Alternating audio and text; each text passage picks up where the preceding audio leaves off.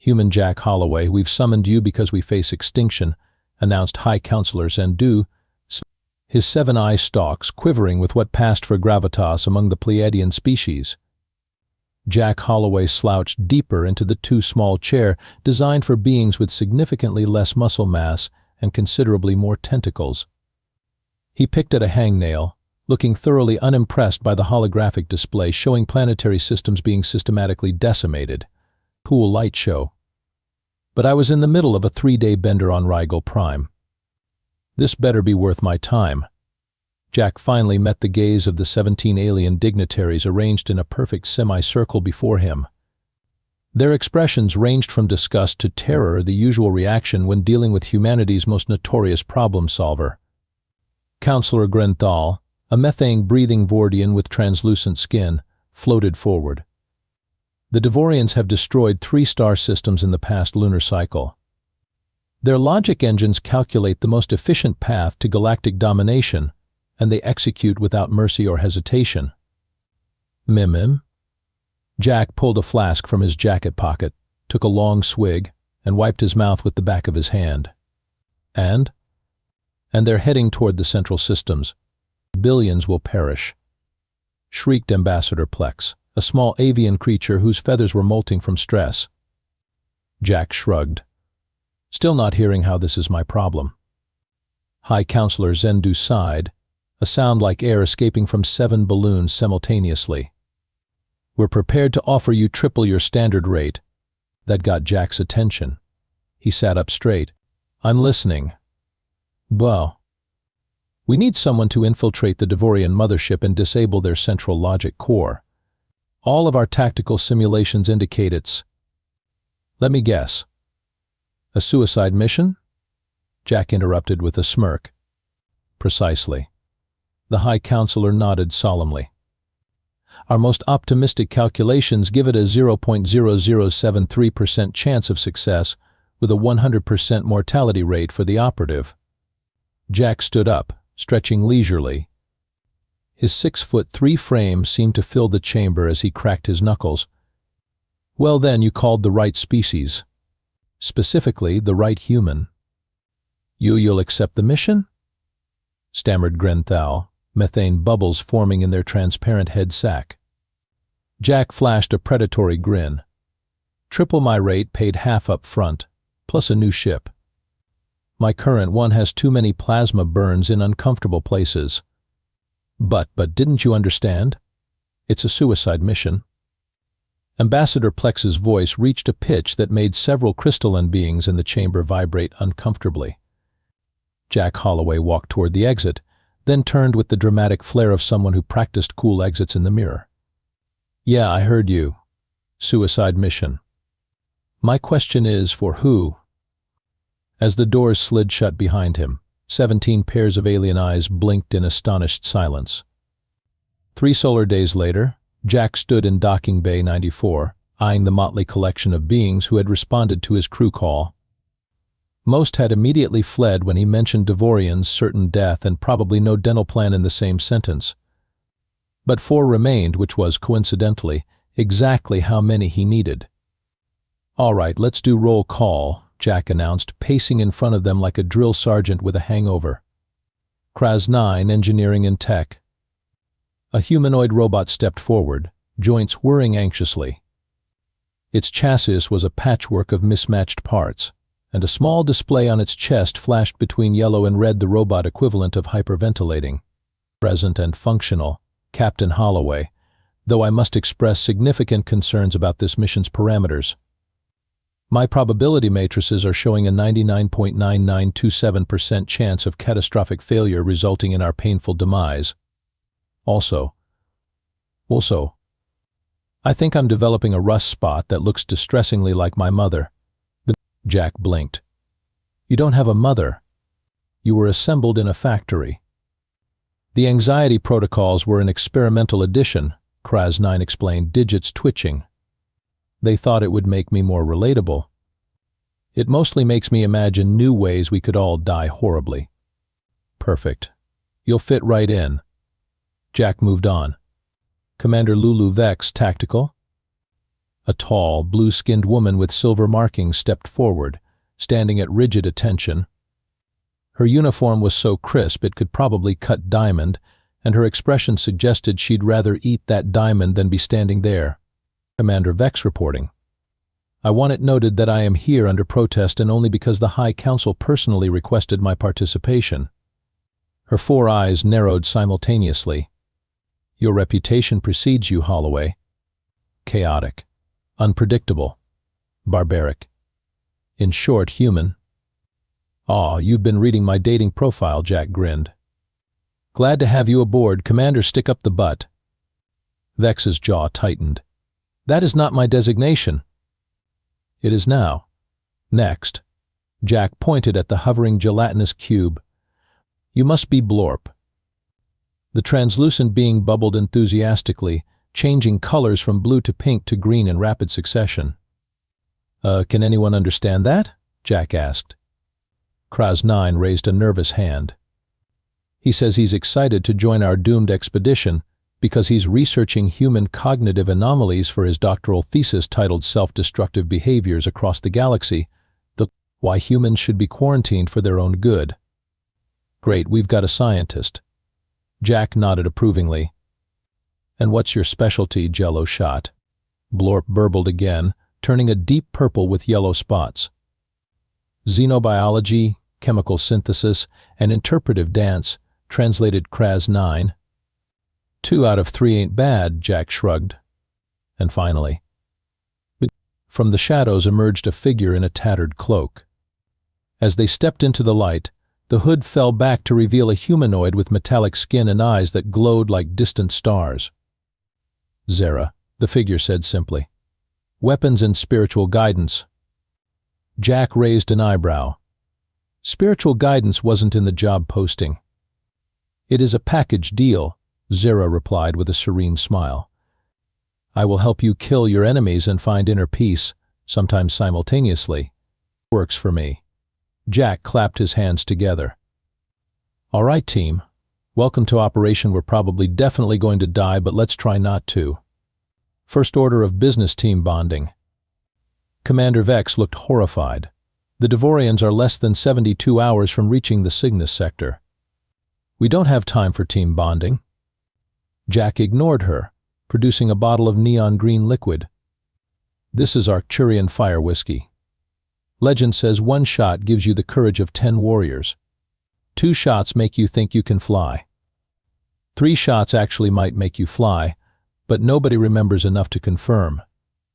Blorp bubbled excitedly, turning bright orange. No, Blorp, you cannot absorb it into your gelatinous matrix for scientific analysis. This is for drinking. Jack poured 5 shots to suicide missions. As they reluctantly raised their glasses, Kraz 9 whispered, My catastrophic failure prediction just increased to 99.9984%. That's the spirit, Jack grinned, downing his shot in one gulp. The hangar doors opened to reveal what generously could be called a spaceship, in the same way a dumpster with a rocket strapped to it could be called a spaceship. I present to you, Jack announced with theatrical flair, the rust bucket.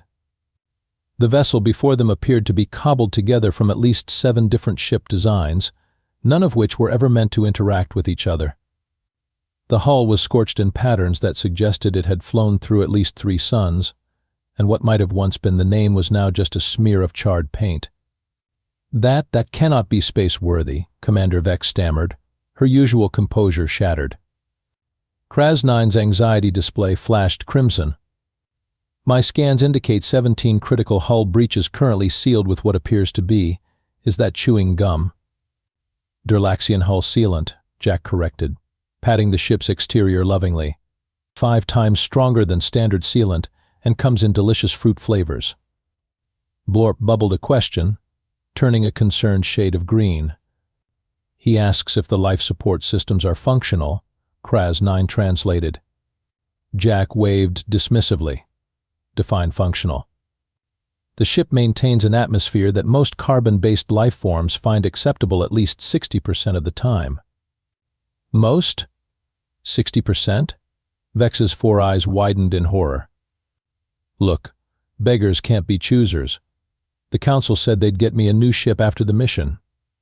Jack hit a panel on the hull, causing a ramp to descend halfway before jamming with a metallic groan.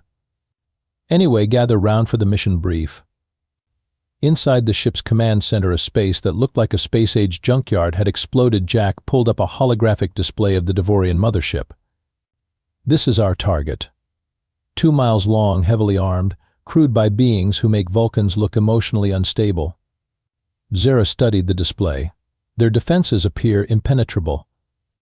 Yes, according to conventional tactics, Jack agreed. Which is why we're going with my plan. He pressed a button, and the detailed hologram was replaced by a crude stick figure drawing of what might have been the Devorian ship with an arrow pointing to one spot labeled "Go in here." The crew stared in silence. "That's it?" Commander Vex finally asked. "That's the entire plan?" "Yup." Jack looked pleased with himself. But where are the contingencies? The exit strategy? The tactical analysis?" Vex sputtered. Jack pointed to another crude drawing labeled "Get out somehow." Kraz-9's systems made a sound like a computer attempting to divide by zero. "Captain, respectfully, we need more detail than this." "Details just complicate things," Jack shrugged. "The Devorians are hyper-logical, right? They'll be expecting a complex plan with multiple layers and contingencies. They won't be prepared for something so simple it's stupid. Or perhaps they'll simply annihilate us because your plan is stupid," Vex retorted. Jack grinned. "That's where you come in, Commander. I need you to overthink this. Give me your most convoluted, by-the-book tactical approach." For the next hour, Vex outlined an intricate plan involving synchronized EMP bursts, gravitational distortions, and something called the Calfaxian maneuver that required precise timing down to the nanosecond. When she finished, Jack nodded thoughtfully. "Very impressive. We're not doing any of that." "What?" Vex looked ready to strangle him. But Jack continued, "The Devorians might expect us to do something like that. So knowing what they think we might do gives us an advantage." Blorp bubbled a series of questions, turning academic blue. "He asks how we're actually getting onto the ship," Kraz-9 translated. Jack pointed to a small service port on the hologram. "Maintenance access. Every ship has them. Even logical aliens need to fix stuff. We'll dock here, pretending to be a waste management vessel." "And our disguises?" Zara inquired. Jack pulled out a box containing what appeared to be delivery uniforms. "Galactic Waste Solutions. Their motto is 'Your trash, our treasure,' which frankly is how I feel about this entire mission."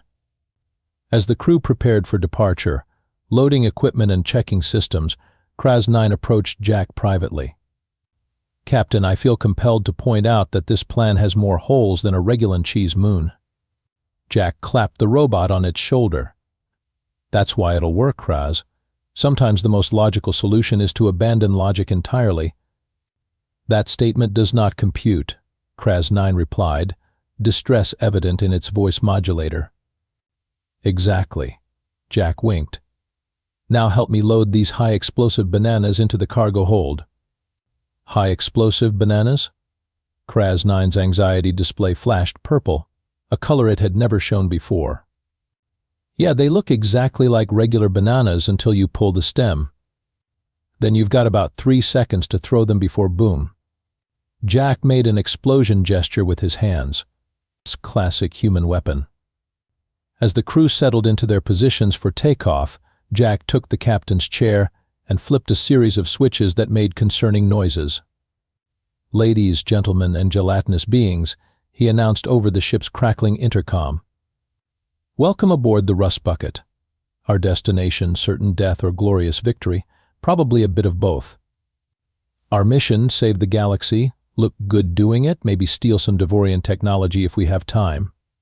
Please secure all personal belongings. As rapid depressurization is not just possible but frankly expected at least twice during our journey." He hit the ignition, and the engines roared to life with a sound like 1,000 cats being stepped on simultaneously. "Next stop, suicide mission." For something labeled a suicide mission, the initial phase went suspiciously well. The rust bucket, disguised with hastily painted Galactic Waste Solutions logos, docked with the Devorian mothership service port without so much as a security scan. "This feels wrong," Commander Vex whispered as they moved through the sterile corridors. "We should have encountered resistance by now." Jack, pushing a hover cart filled with fake cleaning supplies and very real explosives, shrugged. "Never question good luck. That's human survival tip number 17. What's number 1? Kraz 9 asked nervously. "Always know where your towel is," Jack replied without missing a beat. "Ancient human wisdom." Blorp, disguised as a trash compactor, bubbled quietly. "He says the biochemical signatures in this ship are unusual," Kraz 9 translated. "There are fewer life forms than a vessel this size should contain." Zera, bringing up the rear, nodded. "The spiritual energy is also strange. It feels automated." "That tracks," Jack said, checking a stolen schematic on his wrist device. "The Devorians are big on efficiency. Why use organic crew when you can program synthetic ones that don't need bathroom breaks?" They reached a junction where the corridor split into 3 directions. According to the plan, such as it was, they needed to go left toward the central processing core. Jack went right. "Captain," Vex hissed, "you're going the wrong way." "Trust me," Jack called over his shoulder, continuing to push his cart nonchalantly. Before Vex could argue further, a patrol of Devorian security drones rounded the corner from the left corridor, right where they would have been if they'd followed the plan. "See?" Jack grinned as they ducked into an alcove. "Human intuition." "Yeah." "Blind luck," Vex muttered. "Same thing," Jack replied. They continued through increasingly complex corridors, Jack seemingly choosing directions at random, yet somehow avoiding every security checkpoint and patrol. The deeper they went, the more Kraz 9's anxiety display pulsed with concern. "Captain, my internal mapping system cannot reconcile our current position with any logical path to the central logic core," the robot whispered. "That's because we're not going to the central logic core," Jack replied casually. The entire crew froze. "What?" Vex's voice rose dangerously before she caught herself. "That's the entire mission." "Yeah." Jack shook his head. "The mission is to stop the Devorians." The Council assumed the central logic core was the way to do that because that's what their simulations showed. But here's the thing about simulations: they can only account for what you program them to consider. And what did they fail to consider? Zera asked, intrigued. Jack tapped his temple. Human creativity. Or as you all like to call it, insanity. He led them to an unmarked door and placed his hand on the scanner. Nothing happened. Captain? Kraz 9 ventured. "I believe you need Devorian genetic material too." Jack pulled out a small spray bottle and spritzed the scanner with a clear liquid. The door immediately slid open. "What was that?" Vex demanded. "Devorian Administrative Officer sweat. Collected it from a bar on Proxima Station last year. Long story involving a drinking contest and a misunderstanding about personal space." Jack grinned. "I keep weird stuff, sue me." They entered what appeared to be a massive server room, banks of quantum processors stretching in all directions. "This," Jack announced proudly, "is the recreational logic core." Blank stares met his revelation. "The what?" Vex finally asked. "Even logical aliens need downtime. This system generates entertainment, relaxation scenarios, and most importantly manages their nutritional supplement production." Jack patted a large central column. "Cut off their food, entertainment, and relaxation, and even logical beings get cranky and distracted." "That's your plan?" Vex looked incredulous. "Minor inconvenience?" "Trust me, there's nothing minor about hangry aliens," Jack replied, pulling equipment from the hover cart. "Blorp, start synthesizing your most irritating chemical compounds."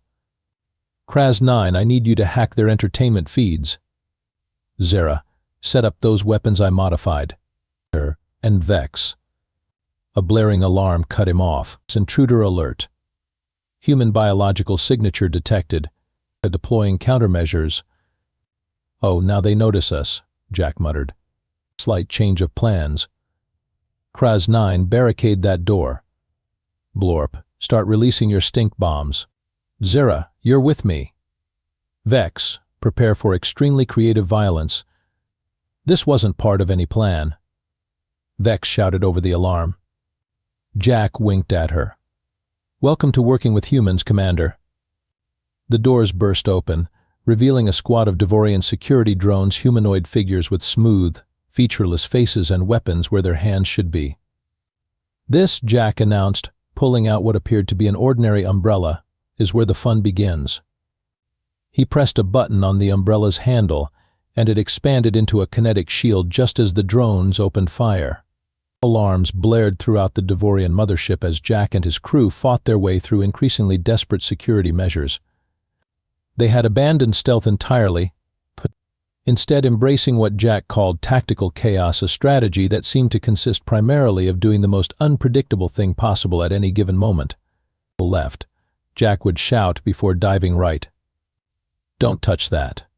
He'd warn before slapping a control panel himself. The Devorians, programmed for logical responses to logical threats, were completely unprepared for Jack's brand of madness. Their predictive algorithms failed spectacularly when faced with a human who zigged when all reason said he should zag. After what felt like hours of running, fighting, and Jack occasionally stopping to take selfies with disabled drones, for my dating profile, they finally reached their actual target, the Supreme Logic Engine. Unlike the sterile, utilitarian design of the rest of the ship, this chamber was almost cathedral-like, with soaring ceilings and a central platform where a pulsing crystalline structure hovered in mid-air, surrounded by concentric rings of light. That, Jack whispered, is the biggest brain in the galaxy. It's beautiful, Zera murmured. Blorp bubbled in academic appreciation, turning a reverent shade of violet. Prepare to be disappointed, Jack said, stepping forward onto the platform. Immediately, the lights in the chamber focused on him, and a deep, resonant voice emanated from the crystal structure. Human Jack Holloway, your presence has been anticipated. Your actions have been analyzed. Your defeat has been calculated as inevitable. Jack grinned. Hey there, big brain. Nice place you got here. Very logical. Your attempts at casual conversation are noted but irrelevant. You have come to destroy this unit. Destroy you? Nah. Jack waved dismissively. That would be expected. I'm here to talk. The crystal pulsed, its light pattern shifting. The crew could almost feel the Supreme Logic Engine's confusion. Dialogue serves no purpose. Your species is irrational. Your thought processes defy logical analysis. Exactly, Jack exclaimed, beginning to pace around the crystal. And that's why you're going to lose this war. Illogical. Our military superiority is absolute. Our strategic calculations are perfect. Perfect for a logical universe, sure. But the universe isn't logical. Jack gestured expansively. It's messy. Chaotic. Full of quantum weirdness and biological randomness. Full of humans. While Jack kept the Supreme Logic Engine distracted, his crew moved silently into position. Kraz 9 connected to a data terminal, fingers transforming into interface tools. Blorp oozed toward the environmental controls, changing to a camouflage pattern that matched the floor. Zera placed small devices at key structural points, while Vex analyzed the chamber's defenses. Your philosophical position is noted but irrelevant, the engine responded. Chaos is merely complexity beyond current computational capacity. All can be predicted with sufficient data. Then predict this, Jack challenged. Why did I come here? To disable this unit. Nope. Nope. To destroy this vessel. Nope. Nope. To negotiate. Triple nope. The crystal's pulsations became more rapid, betraying the engine's growing confusion. Your purpose cannot be determined with available data. Jack smiled. Exactly. And that's just one human. Imagine trying to predict what billions of us will do. You can't, because we don't know ourselves. Sometimes I tie my left shoe first. Sometimes my right. Sometimes I eat dessert before dinner. Sometimes I say I'm going to diet and then eat a triple cheeseburger 10 minutes later. These are trivial variations. Are they? Or are they the essence of what makes biological life impossible to fully predict? Jack stepped closer to the crystal. Here's what's happening right now. While we've been having this philosophical debate, my crew has been implementing what I like to call plan make it up as we go. The supreme logic engine scanned the room, finally noticing the activity around its chamber. Your efforts are futile. This unit is protected by redundant security systems. Sure, against logical attacks, Jack agreed. But we're not being logical. Kraz-9 suddenly called out, Captain. I've accessed their communication protocols. Impossible, the engine stated.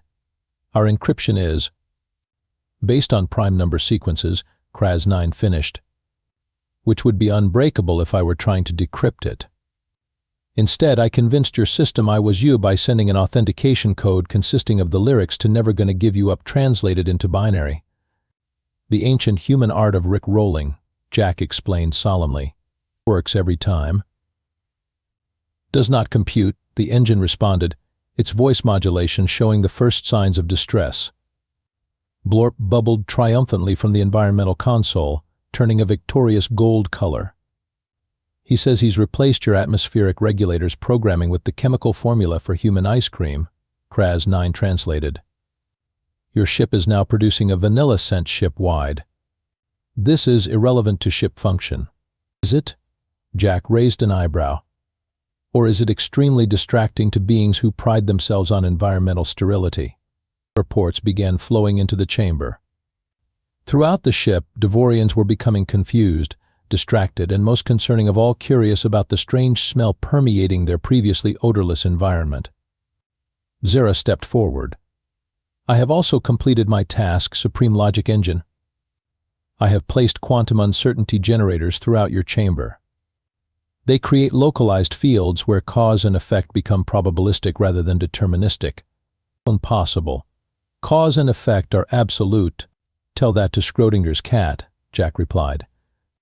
Oh wait, you can't. It's both alive and dead. Commander Vex, who had been quiet until now, suddenly spoke up. And I have identified the critical flaw in your defense system's engine. They are designed to counter threats, not absurdity. The Supreme Logic Engine's crystal began to pulse erratically. Your actions defy categorization. They serve no coherent purpose. They cannot succeed. And yet Jack spread his arms wide. Here we are succeeding. That's the human way. We don't win because we're stronger or smarter. We win because we're too stupid to know when we should lose. The engine's voice became distorted. This unit requires recalibration. Temporary shutdown initiated. No, wait, Jack began, but the crystal had already begun to dim. Is it giving up? Vex asked incredulously. No, Kraz-9 replied, analyzing data streaming across his visual display. It's rebooting to purge what it perceives as logical errors. But in doing so, it's temporarily disconnected from the ship's control systems. Jack's eyes widened. Which means we have about 3 minutes before it comes back online with improved defenses against humans. Kraz, tell me you've got what we needed. The robot nodded. Complete access to navigation and propulsion. Perfect. Jack's grin turned wolfish. Time for the grand finale. Set a course for the nearest black hole, Jack ordered, as alarms blared throughout the mothership. Black hole. Kraz-9's anxiety display flashed colors never before seen in the visible spectrum. Captain, at our current position, that would be HD 9783b, which is only 17 light minutes away, much too close for comfort. Exactly, Jack replied. checking his watch. The Supreme Logic engine will be back online in about 2 minutes. We need to be well on our way by then. Vex stared at him. You're going to fly the Devorian mothership into a black hole? Not quite. Jack typed furiously at the console Kraz 9 had hacked. I'm setting it on a course that'll look like we're aiming for the black hole, but actually slingshots around it a gravitational assist maneuver. That's actually brilliant, Vex admitted reluctantly.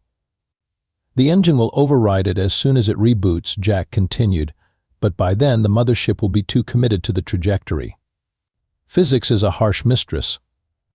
We still need to get off this ship, Zera pointed out. Jack grinned. That's where the rust bucket comes in. It's still docked at the service port, and unlike this fancy mothership, my baby can make course corrections on a dime. Blorp bubbled urgently, turning a panicked shade of orange. He says we have less than 7 minutes before gravitational forces become too strong for the rust bucket's engines, Kraz 9 translated. Then we better run. Jack hit the final command key and sprinted for the door.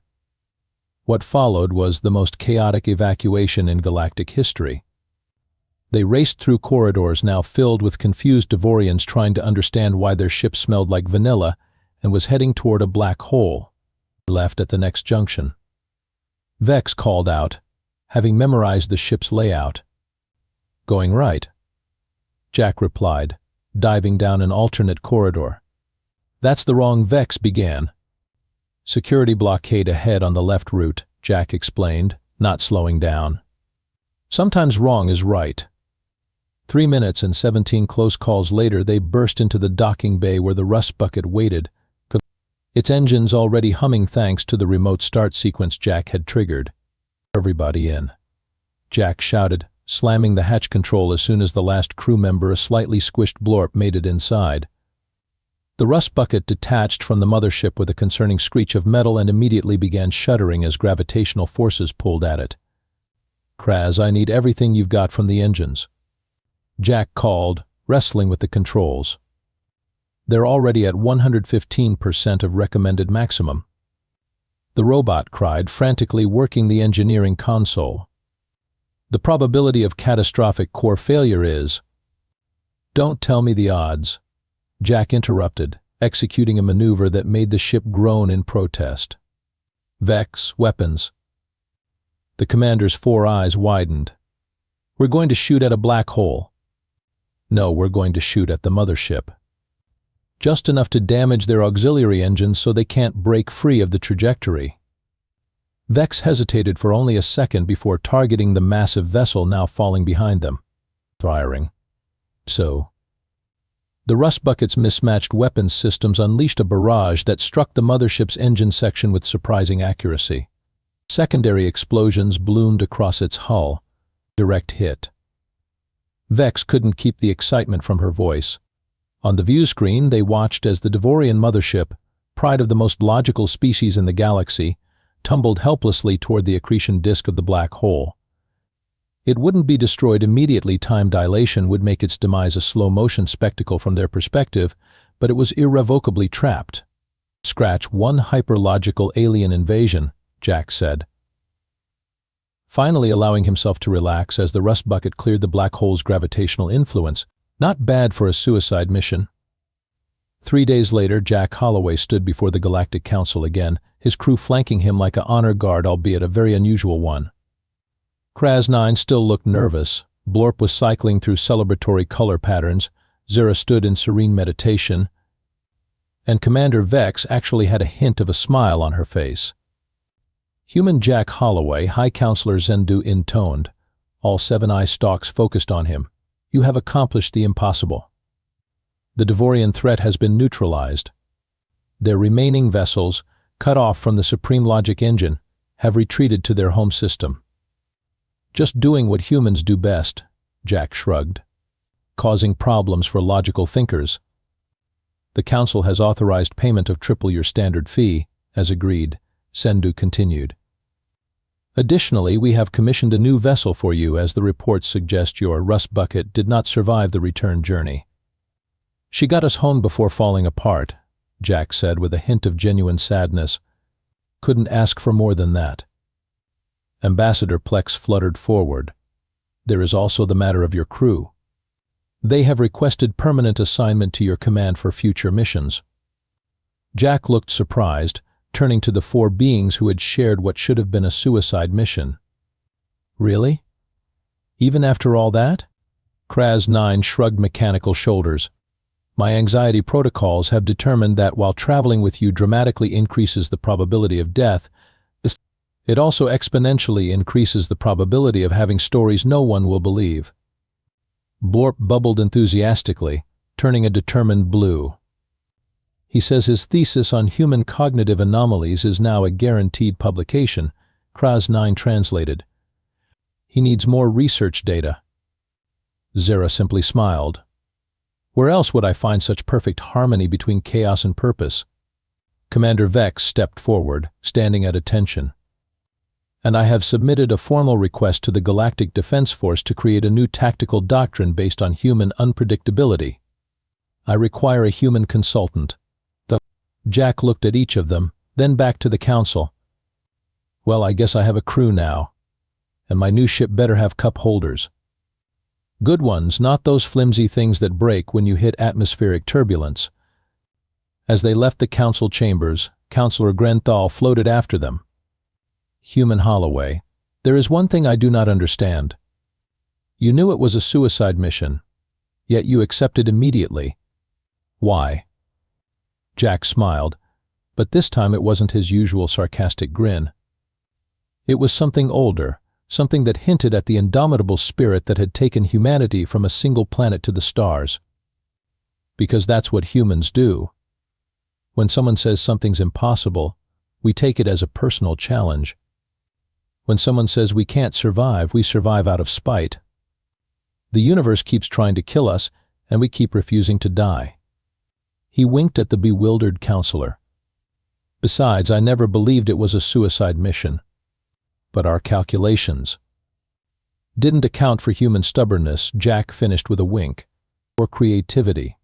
Or sheer dumb luck. Take your pick. As Councillor Grenthal floated away, still puzzling over the enigma that was humanity, Kraz 9 approached Jack tentatively. Captain, I've been analyzing our mission data, and I cannot determine which aspect of your strategy was most effective. Was it the logical inconsistency? The vanilla scent? The quantum uncertainty generators? Jack laughed, slinging an arm around the robot's shoulders. It was all of it, and none of it, Kraz. That's the secret weapon of humanity. We throw everything at the wall and see what sticks. 6 weeks later, aboard the gleaming new vessel that Jack had immediately and irreverently dubbed the probable catastrophe, the crew gathered on the bridge. Unlike the rust bucket, this ship actually had functioning systems, comfortable quarters, and as specifically requested cup holders that didn't collapse during turbulence. I still can't believe they gave us a Class 7 exploration cruiser, Commander Vex said, running her 4-fingered hand along the pristine tactical console. These are typically reserved for diplomatic missions. Well, technically we are diplomats now, Jack replied, lounging in the captain's chair with his boots propped up on a console that probably shouldn't have boots on it. Ambassadors of chaos to the logical realms. Zera, who was arranging a small shrine in the corner of the bridge, something about balancing energies and ensuring they didn't all die horribly, looked up. The council has been unusually generous. One might suspect ulterior motives. One always should, Jack agreed. Kraz, what's the latest from Galactic Intelligence? The anxious robot interfaced with the ship's communication array. Reports indicate that the Devorian remnant fleet has indeed withdrawn to their home system. However, there are concerning transmissions being detected from the Omega Quadrant. Concerning how? Jack asked, suddenly more alert. They appear to be communications between the remaining Devorians and another species known as the Axiomatics. Blorp, who had been contentedly oozing around the environmental controls, suddenly froze and turned a disturbing shade of gray. That's not a good sign, Jack noted. What's got our jelly friend so spooked? Kraz 9 translated the gelatinous being's agitated bubbling. The Axiomatics are theorists of pure order. Where the Devorians sought efficiency through logic, the axiomatics believe in mathematical predestination, that the universe follows absolute mathematical laws which, once fully understood, allow complete prediction and control of all events. So basically, even bigger nerds than the Devorians, Jack summarized, nerds with the technological capability to rewrite localized physical laws, Vex added grimly. Their weapons don't destroy, they simply change the mathematical constants in a targeted area. Suddenly, molecular bonds don't work the same way, or gravity intensifies 1,000-fold. Well, that sounds decidedly unfun, Jack said, swinging his legs down from the console. Let me guess the council wants us to check it out. As if on cue, the communication system chimed. The holographic visage of High Counselor Zendu appeared above the bridge. Human Jack Holloway, the Pleiadian, began with characteristic formality. The council requires your immediate presence in the Omega Quadrant. We have reason to believe that the Devorians are teaming up with the axiomatics to create some kind of super-logical death machine that'll restore order to the galaxy. Jack interrupted. All 7 of Zendu's eye stalks blinked in surprise. How did you? Never mind. Yes, precisely that. Our calculations suggest that such an alliance could develop weapons capable of nullifying the human unpredictability factor that proved so effective previously. So, another suicide mission? The High Counselor's eye stalks drooped slightly. The probability of success is calculated at 0.0042%. Jack grinned at his crew. Hear that? Our odds are going up. Commander Vex stood straighter. We'll need to develop a new tactical approach. The axiomatics will have studied our previous methods. Meaning we'll need to be even more unpredictable, Jack nodded. Blorp, how do you feel about posing as an interpretive dance instructor? The gelatinous being turned a curious mix of excited pink and terrified green. He says he's both intrigued and deeply concerned about where this is going, Kraz 9 translated. Perfect. That's exactly how all my best plans start. Jack turned back to the hologram. Tell the council we'll take the job, but I want quadruple my rate this time. That is excessive, Zendu protested. So is facing off against beings who can rewrite physics, Jack countered. Plus I need a budget for specialty items. Like 1,000 rubber ducks, 3 tons of glitter, and the complete recorded works of something humans call death metal. As the High Counselor sputtered in confusion, Jack winked at his crew. Trust me, if we're going up against beings obsessed with mathematical perfection, our best weapon is going to be pure, unadulterated absurdity. Zara finished arranging her shrine and joined them at the center of the bridge. And if we fail? Jack's expression turned serious for a moment, showing the steel beneath the irreverence. Then we fail knowing we gave the universe exactly what it needs most, a reminder that not everything can be predicted, controlled, or explained. That sometimes the most powerful force isn't logic or order or even raw power. It's humanity, Vex finished, with newfound respect in her voice. Not just humanity, Jack corrected, looking at each of his alien crew members. It's life. Messy, chaotic, beautiful life that refuses to follow the equations. He turned to the navigation console and entered coordinates with a flourish.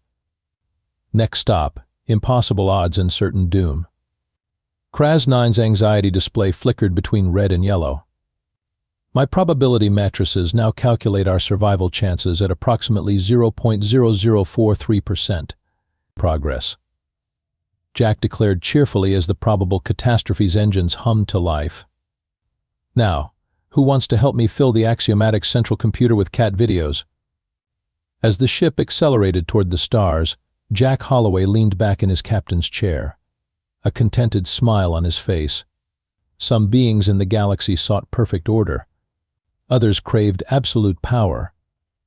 But humans just wanted a good story to tell afterward, preferably over drinks.